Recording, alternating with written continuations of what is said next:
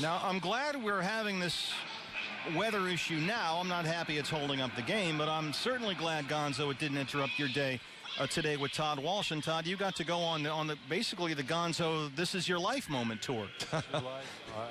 Say, Steve, I'm sorry that you weren't along because I had a Cuban cup of coffee. That's how I started. I notice you're still doing jumping jacks. Yes, I am. I've got a little bit of extra energy. There will be no more elevators, but we got a chance to go. Luis, there it is. Where are we right there?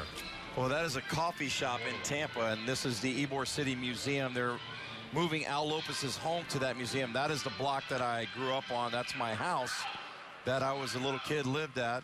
There you see our Little League. And that's the guy on the right is my high school coach. The guy on the left was my American Legion coach. The one on the left is coached for over 50 years. He's going to retire. And Pop Cuesta on the right coached Fred McGriff, Dave Maddon, myself, and Tino Martinez. And that is my high school jersey. I can't get my leg in that jersey.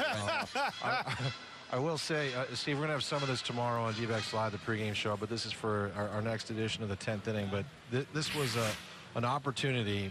I'm just going to say this in front of him. I said in the pregame show to find out really, and to me to confirm why Luis is the kind of guy that he is, and it's the sense of neighborhood and family.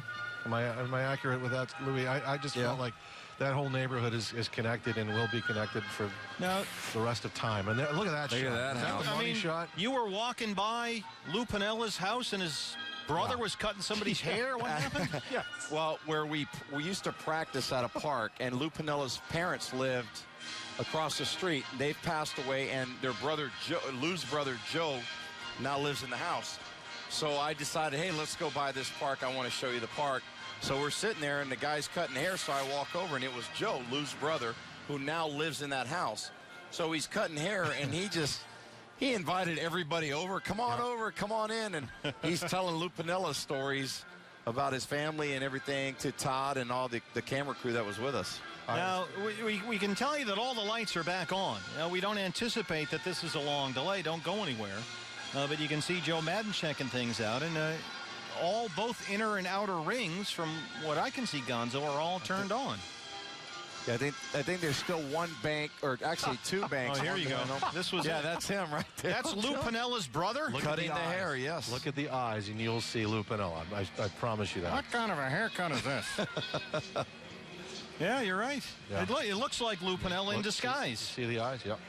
We actually talked about the play that Lou made. I hate to bring this up, but in October 78? 2nd, Yeah, that was garbage. I didn't mean to bring even that up. he will admit that he had no idea where the ball was. Absolutely no clue. Not. Just put his arm clue. out. Now, Todd, you and I have come full circle because I remember when we visited the zoo back on for our D-back spring training shows for Fox Sports Arizona. We went to the Rays tank at the Phoenix Zoo. You carved them to pieces out there. The Rays, not the... I did. I said the exhibit was about as well attended as a Rays game. Yeah. And there were like 4 people there. You just saw the high school, the clip there of his locker.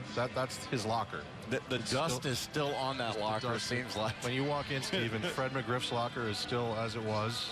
Who else is in there? There was some heavy hitters in that locker. Yeah, they had bats from Tino and some of the other guys that have played there. When is this all going to be on? This is going to be on 10th inning. Yes. We'll have a little bit tomorrow, just a little teaser, but here's the locker again. And you walk in there and you just feel the history of the program. I mean, I don't know how many guys. By the way, that looks like a new nameplate. That's the only nameplate, by the way, that is spelled correctly in all of West Tampa. Yeah, everybody's misspelled my name. Everywhere I went, my name. Misspell your name. Well, you would always think it was either my first or my last name. They never got the same one right. It was kind of a running joke.